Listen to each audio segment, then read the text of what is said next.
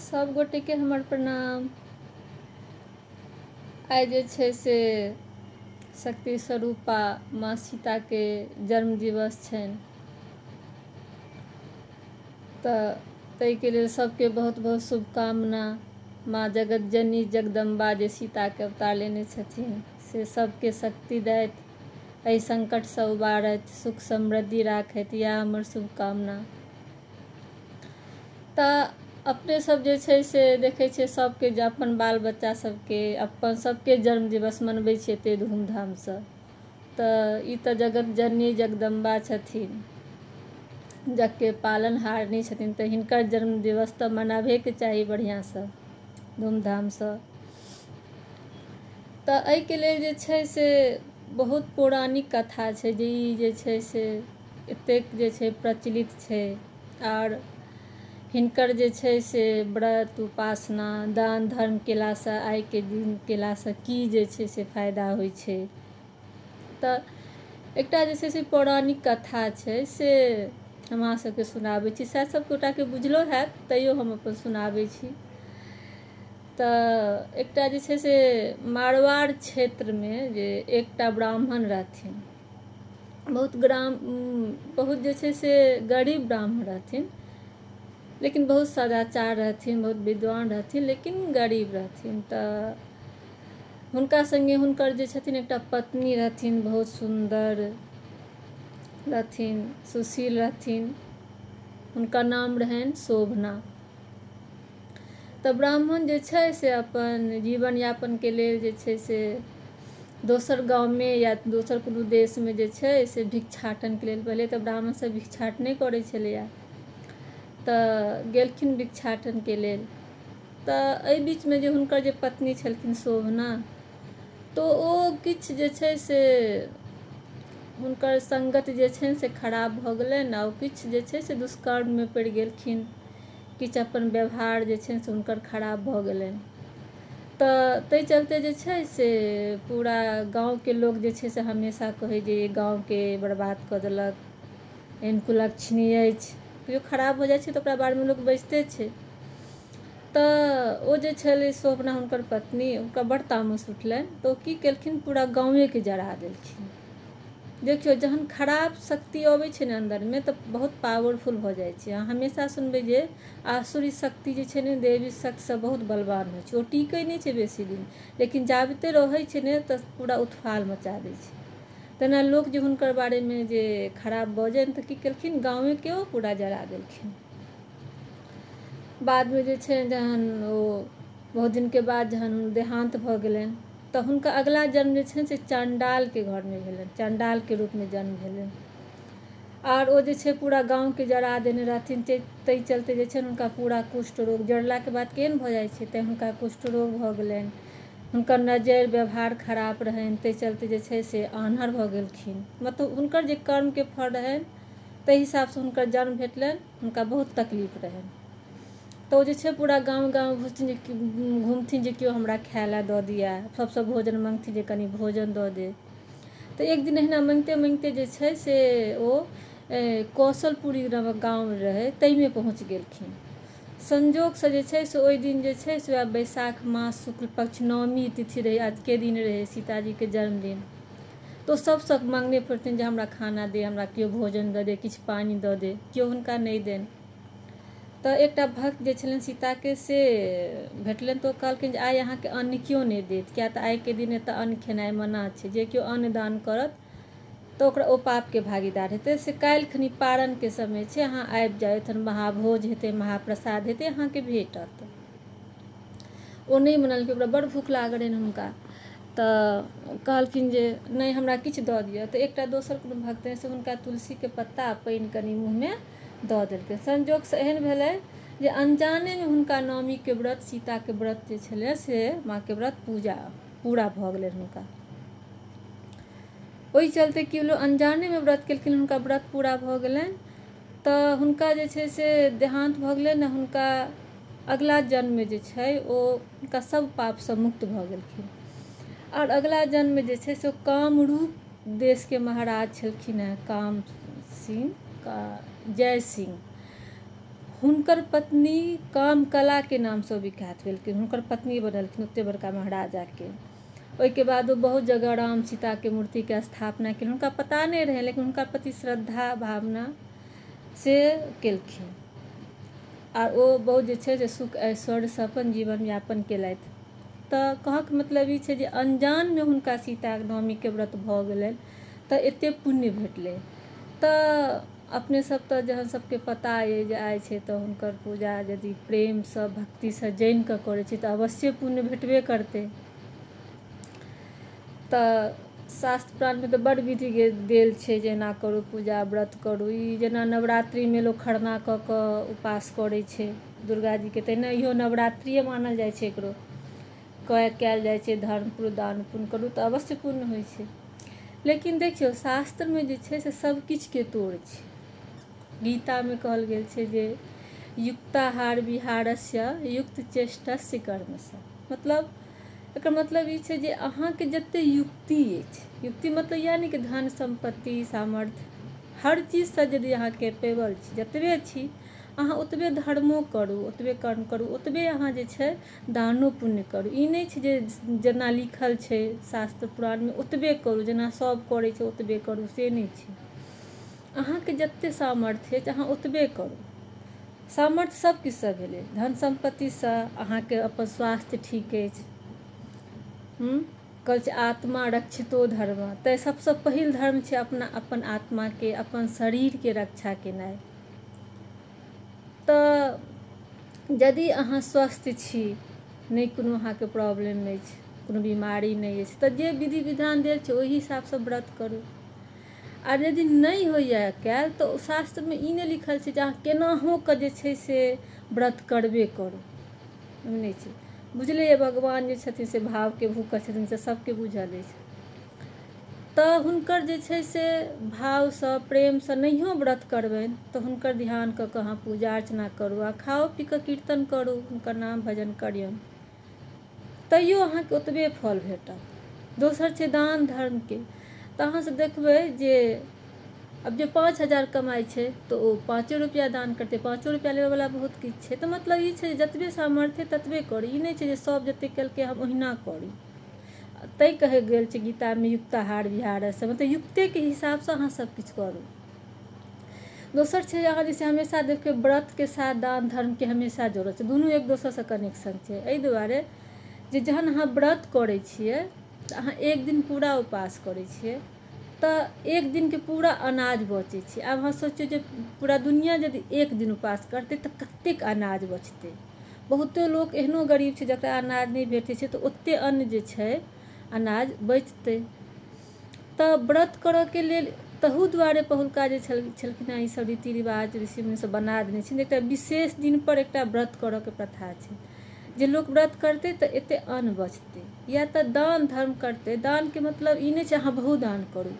अहाँ व्रत केलहुँ तऽ एक दिन अहाँ पूरा जे खेबै, कम से कम अहाँ नहीं खेलियै तऽ ओते अनाज तऽ अहाँ घर में बचल, तऽ अहाँ जते खैतियै ओते अनाज कम से कम अहाँ दान करू। तै कहै छै कम से कम एक ब्राह्मण के सीधा के हिसाब से लोग जे छै से दान करिते छै। तऽ ओतबे करू। ओहिसँ की होइ छै दूटा फायदा, एक तऽ अहाँ भगवान प्रति आस्था भऽ गेल, अहाँ व्रत केलहुँ अहाँके जे धर्म पुण्य भेटऽ के से भेटल। दोसर स्वास्थ्य नीक भेल।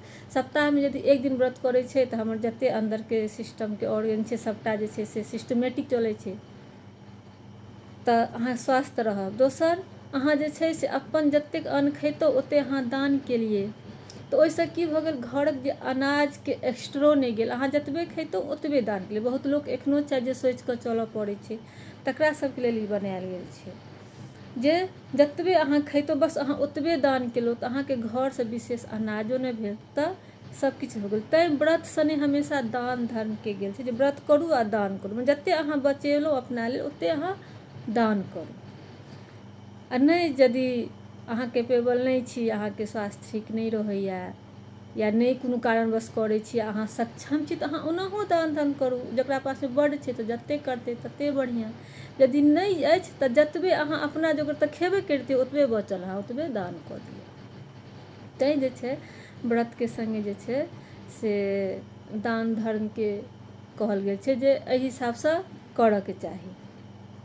तऽ नहि यदि अछि तऽ अहाँ नहियो करू। ई नहि छै जे जहिना कहल गेल छै जे अहिना करू, अहाँ व्रत करू, खरना करू, उपास करू, नहि। आत्मा रक्षितो धर्म, आत्माके रक्षा करू, अपन शरीरके रक्षा करैत जे छै से अहाँ अपन जे छै से दान धर्म करू।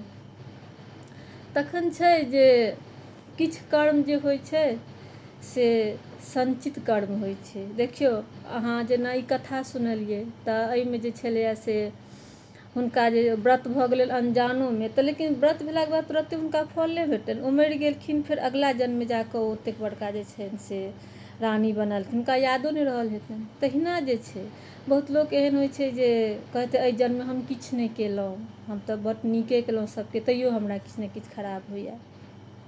तऽ ई जे छै से संचित कर्म होइ छै। कर्म बहुत किछु होइ छै, एकटा संचित कर्म होइ छै जे अहाँ ओहि जन्ममे जे किछु केलहुँ। जेना बैंकमे अहाँ पैसा जमा करै छियै, अहाँ नहि निकालबै तऽ अहाँके पैसा जमे रहत, अहाँ धीरे धीरे निकालने जेबै तऽ अहाँके खतम भऽ जायत। तहिना अहाँ अगिला जन्ममे जे किछु कर्म केलियै तऽ ओ जे छै सङ्गे अबै छै। लोक कहै छै की लऽ कऽ एलहुँ हँ, की लऽ कऽ जायब, से नहि छै। बहुत किछु लऽ कऽ अबै छै, बहुत किछु लऽ कऽ जाइ छै। हँ, ई सुख सम्पत्ति जे छै जे एतऽ अयलाके बाद भेटै छै ओ नहि लोक लऽ कऽ अबै छै, नहि लऽ कऽ जाइ छै। लेकिन अहाँ देखियौ जे हमर जे शरीर अइ हमर अहाँके, ओहिमे किछु दर्द नहि होइ छै। हम जे किछु सोचै छी, समझै छी, या जे दर्द होइए से हमर की होइ छै आत्मामे होइ छै। हमेशा की कहै छै जे हमर आत्माके नहि दुखाउ। एहि देहमे किछु जहन देहसँ प्राण निकलि जाइ छै तऽ देखै छियै ओकरा कतबो मारू, किछु करू, किछु पता नहि चलै छै। एकर मतलब की छै, जे किछु छै से हमर आत्मेमे होइ छै। तैँ जहन शरीरके अन्त होइ छै तऽ निकलै की छै, आत्मा निकलै छै। तऽ आत्मा जे छै से अपना सङ्गे लऽ कऽ सबकिछु निकलै छै। अहाँ जे सोचने छी, जे विचारने छी, ओ सङ्गे लऽ कऽ निकलै छै, बस देहेटा एतऽ रहि जाइ छै। आत्मा तऽ भगवान जन्म दै छै तखनेसँ अबै छै, तऽ जाइ छै तऽ लोक आत्मा, तऽ ओ आत्मा सङ्गे अहाँके जे संस्कार अइ, अहाँके जे सोच अइ, ओ निकलै छै। आ कहै छै ओ आत्मा हमेशा दोसर जीवमे जाइ छै, तऽ जाहिमे जाइ छै ओ, तऽ ओहि सङ्गे ओ संस्कार लेने जाइ छै। तऽ अहाँ देखबै बहुत बच्चा छै जन्मते देरी बड्ड कनै छै, कोनो कोनो बच्चा होइ छै बच्चेसँ बड़ तमसायल रहै छै, तऽ कहै छै किया छै ने, से नहि छै। ओहि जन्ममेसँ जे छै से ओ कोनो एहन वातावरणसँ आयल छै जे ओ या तऽ लास्टो टाइममे सोचैत हेतै लोक हमरा सङ्गे एतेक खराब व्यवहार केलक, बहुत किछु एहन दिमागमे चलैत हेतै, लोकके प्रति श्रद्धा भावना जे ओकर खराब रहल हेतै, या गुस्सामे हेतै, आक्रोशमे हेतै, या दुखीसँ गेल हेतै, तऽ ओ चीज ओकरा ओहि जन्ममे सङ्गे जाइ छै। तऽ ई सब जे छै से संचित कर्म छै। तऽ तैँ जे छै एहि जन्ममे बहुत पूजो पाठ करब। बहुत लोकके की होइ छै पूजा पाठ करैत करैत यदि कोनो एहन विपत्ति अबै छै, कहै छै हम भगवानके एतेक पूजा पाठ केलहुँ आर हमरा जे छै से किछु नहि भेटैए, से नहि। अहाँ जे कऽ रहल छी से तऽ अहाँके भेटबे करत, लेकिन किछु एहन छै जे अहाँके नहि पता अइ, किछु ने किछु एहन भेल अछि, ताहि चलते जे छै से एहि जन्ममे तकलीफ अछि। तऽ भगवानके प्रति श्रद्धा नहि हटऽके चाही, फल हमेशा भेटते छै। तखन जे छै तऽ लोक हमेशा कहै छै पूर्व जन्मके हमर कर्म अइ, लेकिन अहू जन्ममे हम कऽ रहल छी किछु जे हमरा जमा भऽ रहल अइ। मानि लिअ अहाँके ककरोसँ झगड़ा अछि, दुश्मनी अइ किछो, तऽ देखियौ भगवानो कहने छथिन, रामो भगवानके युद्ध करऽ पड़ल हन, कृष्णो जीके महाभारत करेलखिन। तऽ ई सब ई कहऽ गेल छै यदि अहाँ अपन उचितके लेल, उचित चीजके लेल, अहाँ अपन हक अधिकारके लेल यदि अहाँके जरूरी अइ लड़नाइ तऽ ओ लड़हे पड़ै छै। लेकिन जतबे काल लड़लियै ओतबे काल, बस भऽ गेल अहाँके झगड़ा खतम। ओहिके बाद ओकरा प्रति अहाँ दुश्मनी भावना नहि रखियौ। ओ अहाँके हक छलै लड़लहुँ, नहि तऽ की होइ छै लोक जे लड़ाइ झगड़ा भऽ गेल या किछो ककरोसँ कोनो मनमुटाव भऽ गेलै, पूरा दिन सोचैत रहलहुँ जे ओ एहन छै, ओहन छै, हमरा ई केलक भगवान, ओकरा ई करथिन, ओ करथिन। नहि, अहाँके भऽ गेल लड़ाइ कयल, बस ओहिके बाद ओकरा अहाँ माफ़ कऽ दियौ। आ यदि अहाँसँ गलती भेलै तऽ अहाँ माफ़ी माँगि लियौ। कहै छै क्षमा सोबती उस भुजंग को जिसके पास गरल हो। तऽ क्षमा वएह कऽ सकै जकरा पास गरल हो। क्षमा माँगनाइयो जे छै से बहुत बड़का जे छै से शक्तिके काज छै, सब नहि माँगि सकैए।